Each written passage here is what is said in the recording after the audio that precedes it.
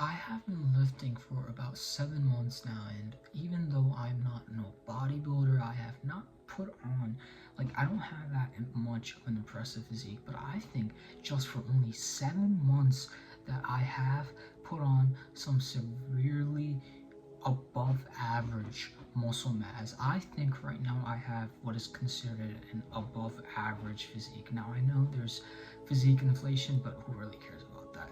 And I think that majority of my progress is thankful to these three things that I'm going to be talking about in today's video. So without wasting any time, let's get straight into it. The first thing, and you might be like, if you watch my previous fitness videos, you might be like, oh, I thought you didn't like science-based lifting.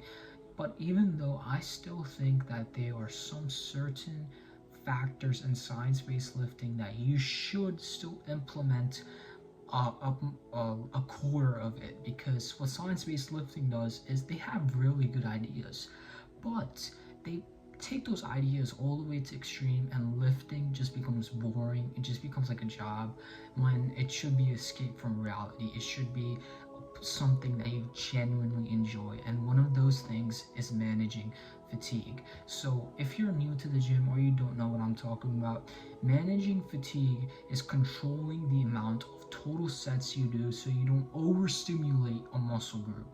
And you don't overstimulate because after a point, like in hypertrophy and strength training, after a point your muscle is not going to get any more stimulated, and that is what you call overstimulated. That is what you call junk volume. Now I think there's a certain exception to this, and that exception is because, again, I think science-based lifting takes this way too far. They do like 4 sets per muscle group, and I think that is way too far. Now, of course, they're gonna make crazy gains, but again, I said lifting, it should have an aspect of being fun for you. So what I like to do is I like to do 6 sets per muscle group, and my total workout, each workout consists of anywhere from around 12 to 15 sets. So you do not need 25 sets, 30 sets, because I think that just steps into major fatigue. And I think, and actually it's a scientifically fact, that you will make much better gains if you just do anywhere from around 15 sets to 20 sets. And the exception is, what I was going to say is, if you genuinely enjoy just like lifting weights, just getting the pump, then fine. Do anywhere from between 15 to 20 sets. You will still make crazy much better gains than from those 4x12 programs that you probably do, which I hope you don't. And if you really want to make crazy gains, crazy strength gains, crazy hypertrophy gains, then hop on to 10 to 15 total sets for your workouts so you can genuinely greatly manage fatigue. Now, you should experiment with this because, again, some people genuinely just respond better to higher volume and some people respond better to lower volume. What really matters is the total amount of sets you do for that workout, so you don't accumulate too much fatigue and you don't overstimulate a muscle too much beyond a certain point. The second thing is training to failure. Now, when you think about muscle building and stimulus, it's not really about the volume you do.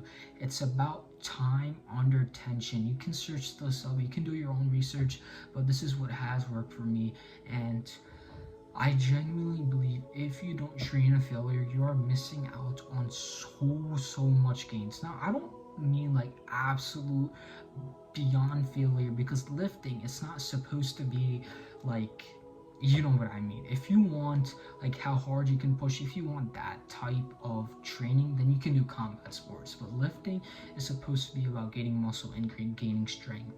So what I mean is, if you train in the rep range of 0 to 1 RIR, which is reps, which means reps in reserve, then you will make much better gains because you're putting your muscle under more time and tension, and you're giving yourself more stimulus. But again, you cannot overdo it because then you're overstimulating it and you're actually getting negative effects. Now, the only exception to this is pretty much obvious if you're on a deload week. If you are on a deload week, then you know you cannot be training to failure, because you're supposed to be giving your whole nervous system a rest from lifting. And the third thing, last but not least, is changing your lifts every 4 to 6 weeks.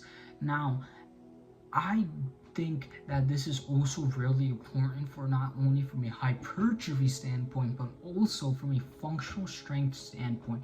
Because let's say you only do bicep curls, you only do dumbbell bicep curls for your whole lifting journey. Not only are you going to see so many lifting plateaus, you're not really training elbow flexion and all the different types of areas that you should be. Like, you should be training it from a preacher curl, where you're standing up against a cable, from Bayesian cable curls. You should be training elbow flexion in a lot of different areas. And for other muscle groups that really don't have that type of leverage, if you know what I mean, is you should be just giving a different stimuli. So for example, if I'm benching, and I'll do that for 4 to 6 weeks, then I'll change over to dumbbell bench press.